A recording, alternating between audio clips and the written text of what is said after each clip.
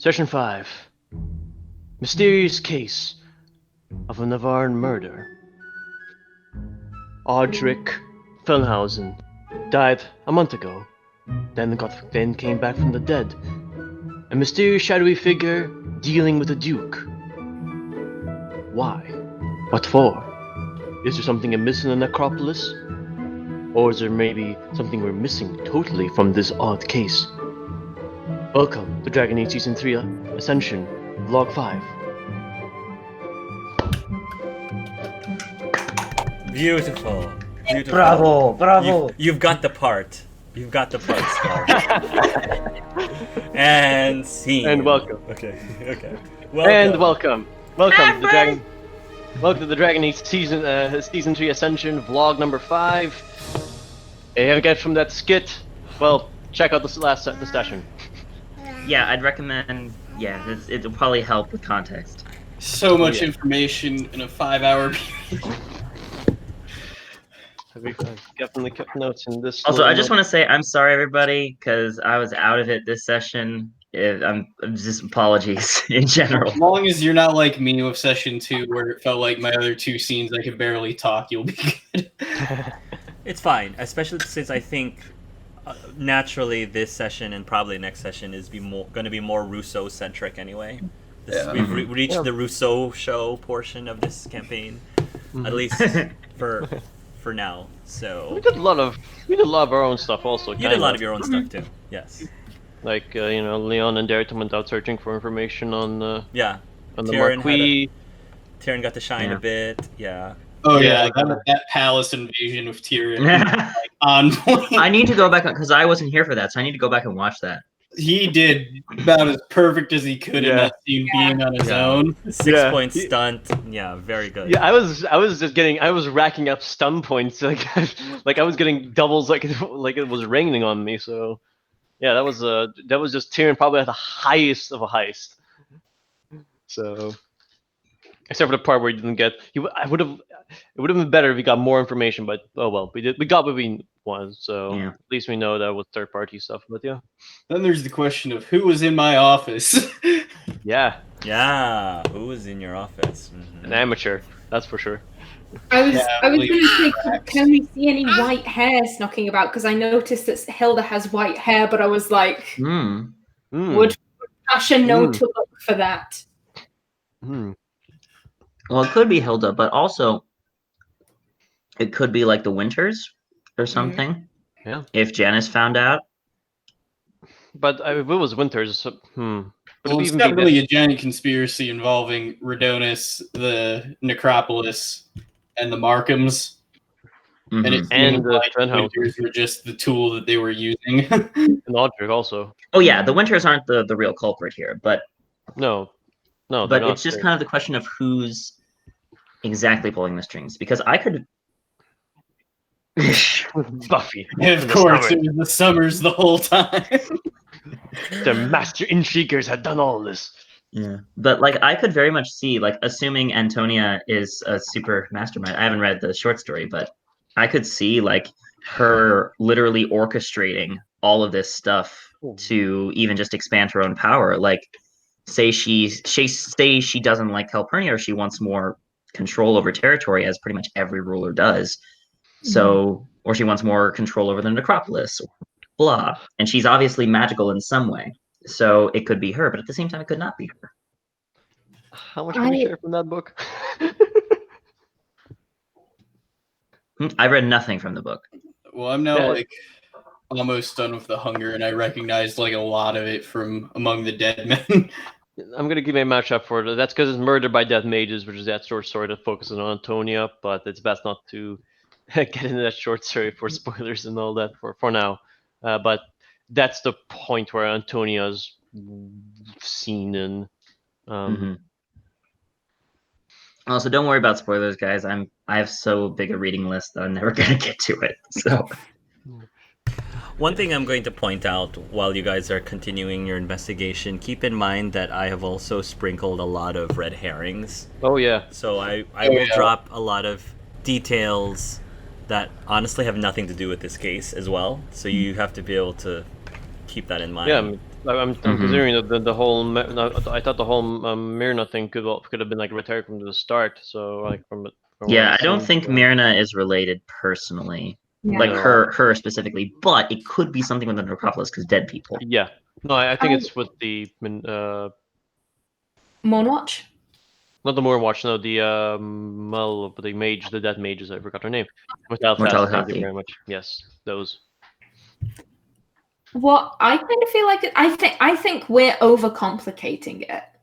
That's kind of what I think deep down is going on. I reckon that Audric maybe found something out through his architectural studies and was like, we've been, like kind of like at the end of Trespasser where they're like, oh God, this could totally dismantle Tevinter's because we've been claiming all of this stuff and it's actually the ancient elves. I kind of wondered if maybe Audric has just kind of, discovered, this, we've been saying I think so. X equals Y when actually X equals Z. And they've just been like, we need to shut this guy up. Well, yeah, I think really chased down and taken out. Yeah. But the question is, why is the Archon in this? What has the Archon got a piece on? That's the real... It's like, what's his motive to, like, I think the question is, did Audric see something in relation to his job? Or did he just happen to see something? Because if it's the latter, he could very well have seen the Archon, and that could have been the point of it. But if it's the former, the Archon could actually just be himself a red herring. It's a fucking big red herring, Hark. But it could be. Yeah. So, yeah. I still think Duke Janus is just like a cover, just to be used as like, just it seems like Duke Janus was the one that made the marquee so it could get through the system and have actually something on paper. Because I'm going to make the jump that the shady figure at the bar and that Rainier saw are the same person. Yeah. And that he basically paid Janus to be like, yeah, my marquee was from... Yeah, because Thomas said goatee, kind of black, gray, that matches the Archon. 6 foot tall. Yeah. Has a Tevinter accent. Yeah. Actually, we were lucky that I went with the other two. Otherwise, I don't think we would have gotten that. Yeah. So, thank how my accent kicks into play. Also, I do like the little peek into Rainier, not Blackwell Rainier. Yeah.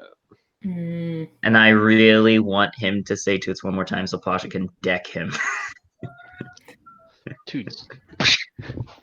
Anybody who played Inquisition, I wanted to explore what was Rainier like if he never became Blackwall.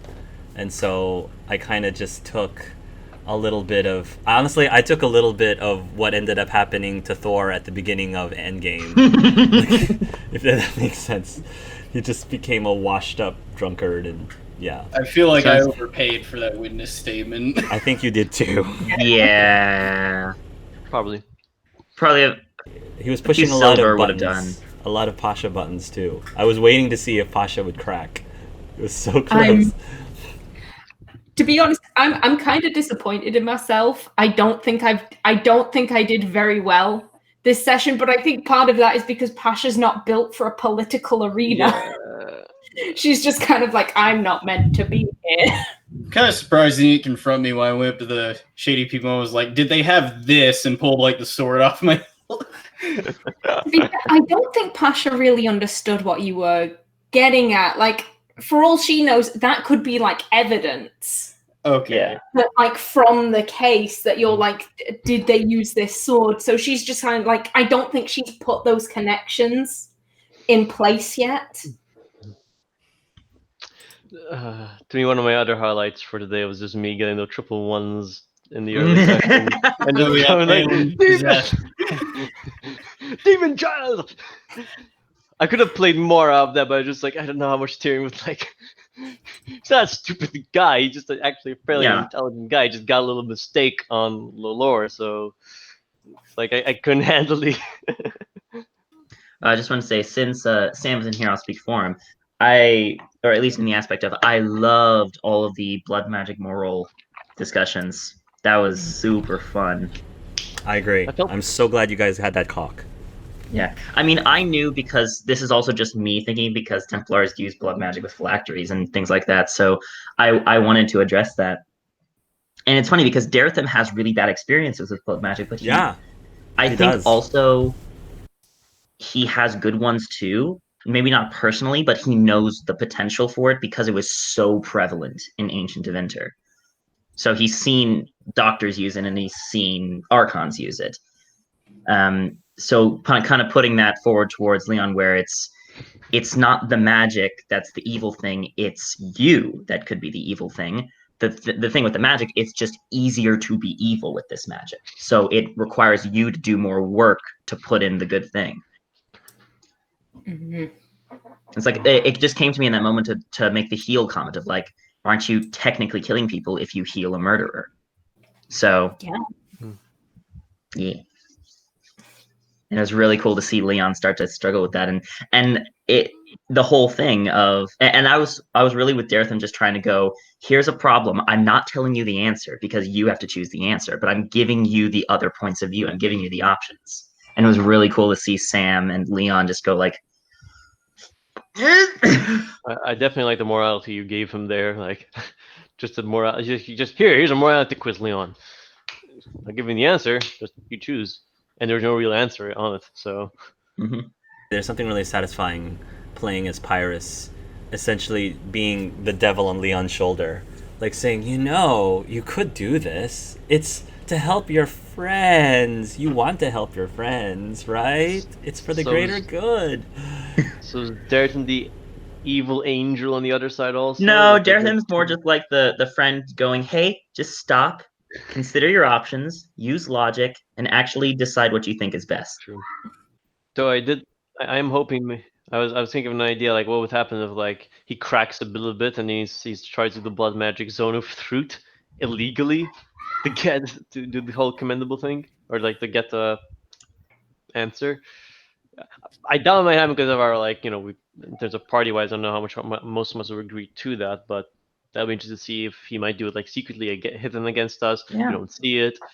And if he gets the meditation ability where he could like do the like long range cast. Yeah, exactly. Like I can imagine him. It's like we're talking to this person, and suddenly we just from afar, like we just see him do some blood magic. We don't even see it, and he just suddenly the person is compelled to do what he. This person just goes like, yes. I must answer you now. All we think is like, oh, he's just had a issue, hard issue. Oh, also speaking of blood magic, I love how Pasha and Callista was just going like, you wouldn't do blood magic, would you, Leon? Would you, Leon? Yes.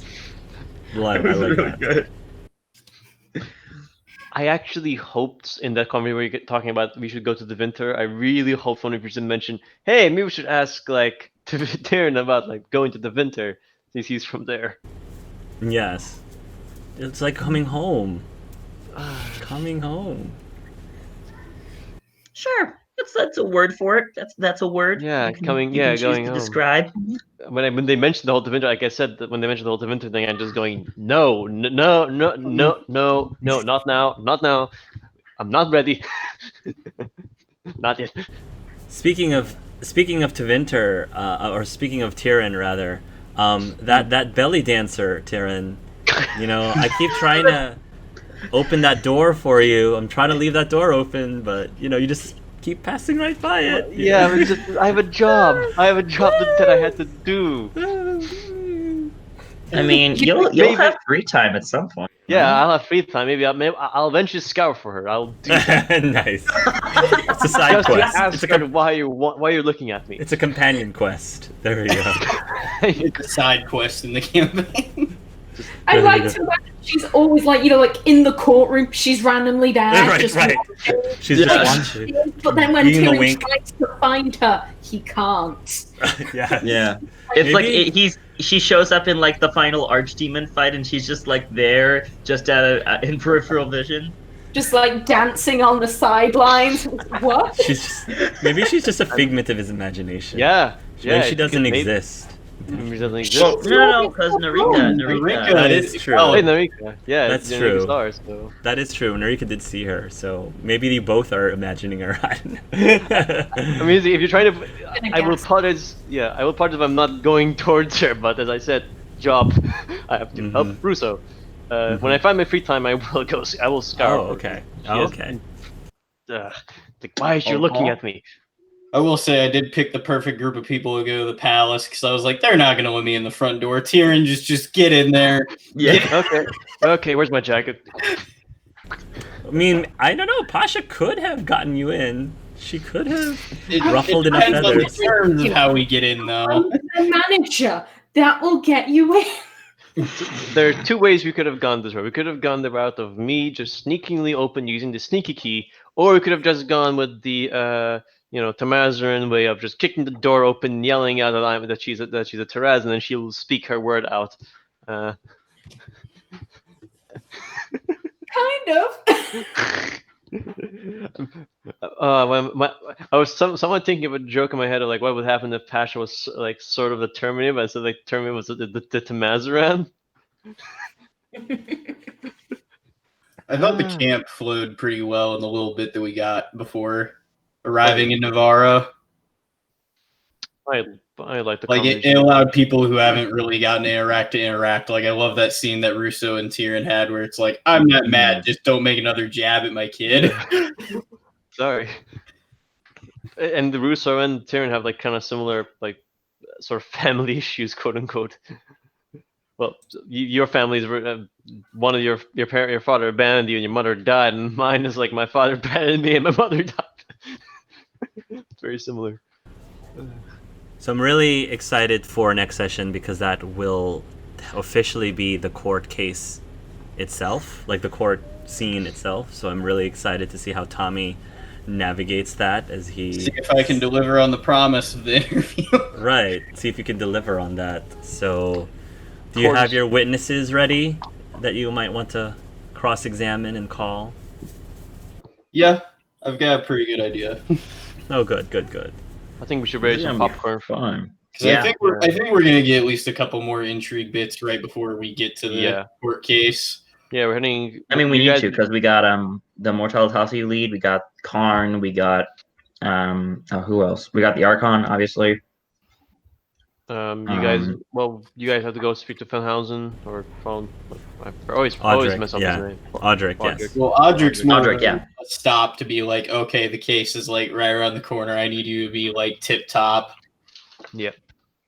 It's more of a check-in, but yeah, we got about 4 more things to do before the case, and I feel like something's gonna happen. Something's gonna happen during the case. I don't know if it's gonna be like in the background with the 4 of us, or if it's gonna be during the case. Something's gonna happen, I think. We already said what's gonna happen. Tyrion is gonna see the belly dancer in That's in the jury. That's good. Yeah, she's gonna start dancing in the middle of the courtroom.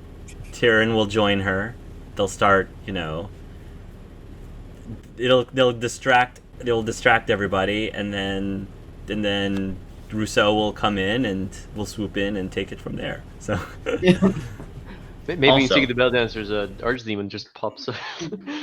You're gonna have to do me like the opening scene of Better Call Saul, where I'm just in the bathroom being like, okay, gotta say. Hopefully, it'll go better than that case in the show. Also, I don't know if it was just because I was projecting, but at one point when there was a piece of information revealed that we were theorizing, I saw Hark smirk, and it was like a smirk. And I need to go back because I have my own VOD, so I'm going to go back and watch it. Do you remember when it was?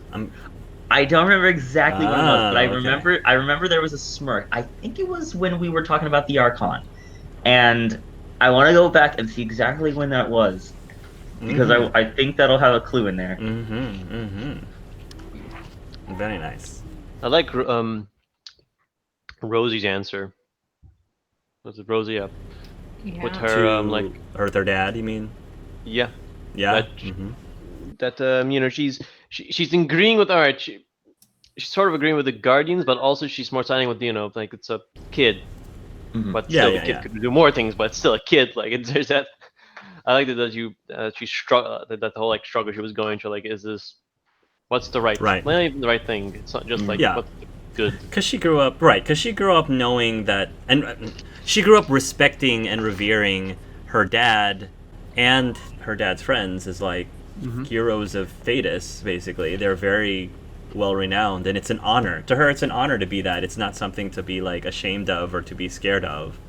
And so, I think she understands, you know, the whole kid thing. But you also have to understand from her perspective is that she relatively had to grow up a little quicker herself too, because, you know, she was put into this situation where she's possessed magic very young as well. Like, I think she was almost Balin's age, maybe a little bit older than Balin. She was a little bit older. She was a little bit older. She was away from her parents as well. And it ended up working out for her very well because, you know, Theoben didn't know the first thing about magic. So it's not like he could have helped her in that effect. So, you know, her experience growing up as a kid, I think she thought was similar to Balin's, but it might actually not be. So we got a name for the Griffin. Yes. Yes. Valor. Valor. I like Valor's that. good, yeah. Valor. I'll be interested to see, like, if anyone decides to try mounting the Griffin. Nope. I'm not painting a Griffin. Nope. Shit, I guess it's like Might be very cool during combat as well, if you're fighting a flying dragon, for example. But Oh, I don't know how that could be possible. Like, there's no setup for that in any way. yeah. In Dragons, in Dragon Age, nah. Nah, Even it's, if it's the Age of it's a Dragon. false flag. That was when one dragon appeared and just destroyed almost all of Ferelden, or half of Ferelden, so nothing more, nothing less. I was going to say, the only person who would probably write it very intriguingly would be Russo. Just his hammer and just bringing down the Valor. Who would be like the optimal Griffin writer? I don't know. Because, like, if we're talking classic hero knight stuff, it'd be either Pasha or Rousseau. Yes. But it could also be fun to be like the stealth Griffin with Tyrion. But then also it'd be good to have like the Griffin. Support healer mage person mage. with that's Leon. true. Leon, yeah. I mean, having the mobility to heal is good. Exactly, too. because it needs to be touch, and then that also gives Leon an easy way to escape if he needs to. And he's our primary support and buffer, so if he can stay like above the battlefield and like do that tactic stuff. When I create party members, I try to have at least one party member easily associated with a specific PC. For example, right now Nathan is with Pasha just because he's met Pasha first, and then obviously Rosie, I think she originally attached herself to Darethem, so she has sort of like a natural attachment to Darethem there. Plus, I mean, she could very well know because Darethem said his name as her Very well. Darshan. I mean, to be fair, he's been keeping himself away. He's been not interacting. He's been being safe. So he has a good record on him. Yes, but with the Griffin, he was completely like neutral. Like, I didn't attach him to any specific person. So I was just curious to see who would, I guess, bond with the creature first. That's if you remember, Pasha or Callista, I asked you a long time ago, what were your thoughts on animals? How do you feel about animals? Because originally, this was a while ago. Maybe you don't remember. This is like before session 1. You do remember this chat? Yep. Because I think I asked both Pasha and Leon, Sam this. Because I originally was going to have the Griffin be a part of your origin story. But it didn't really work out that way. So that's why I was asking Callista and Sam, because I was debating on whether or not to have one or the other discover the Griffin initially, even prior to the circus. It would have been awesome if, like, because I think the most sense would probably have been Leon, because he's in the Tirashan and we don't entirely know what's in there. So that would have been like a good, when he was young, like one of the scenes would have been like he discovered a griffin egg and like started hatching it, and then maybe he like let the griffin fly away when the Templars came in, and then later on met up. Yeah, could have worked out. I think part of it was because I already gave Leon's Pyrus, and that was a very strong NPC, and I felt like I need to give other people other things. So yeah, I mean, and you do fine with the whole like making it neutral, so anyone could kind of ride it, so anyone could bond with it. I could definitely see many options with that griffin being used. Oh yeah. I mean, hell, stealth mission too. Just have Balin ride him. Yeah. with a small, we put on his bracer, and then we're just like orbital flamethrower. That's what we have now. Exactly. I will say that is one thing I've felt a little bad with is like the interactions with Balin. I've pretty much had to be like, "Daddy's busy. We'll handle this." Especially when he was like, "You're going to work again right after we got home." I was like, Hopefully, either next or either in session 6 or 7, you might get to like go to the festival with Balin and have your moment with Balin and enjoy it. Yes, Tyrion will latch on, keeping an eye out for the belly dancer. Yes. The only reason I would be joined with Russo, other than that, of course, is he truly believes that he's kind of jealous of just Balin having a father looking over him when Tyrion was like his father abandoned him when he was only like 5, so that's like so he wants to Jerathim has that too, because he's a little jealous of Rousseau having a kid to look after because he had a sister. Everyone's jealous of Balin. I'm sorry, Rousseau, man. Rousseau has such a envious life. Such an envious life. But if we redact everything that came before that 6-year Meanwhile, Pasha with the weakest. I'm envious of Rousseau because he grew up in a land with sweets. I love that Baker scene where you're like, "I will be back." Yeah, I like that. I like that. Imagine there was a court done and we see you just like sprint and run outside of the court. Right. Cookies! Time to get cookies. It's like Speedy Gonzales. Whoa, okay. It's like every time the cookie smell comes up, it's just like, nope. No, you smell the cookies and you're like, Pasha, don't go. You blink and she's like the weeping angels from Doctor Who, but she's slowly moving towards the door. Don't worry. It's just every time you look back, she's 5 more feet away. She's like, wait, where are you going? What? I'm not moving. I'm right here. Wait, weren't you just 10 feet that way? No, I've always been here. Yes. Where did you get those cookies from? Don't question it.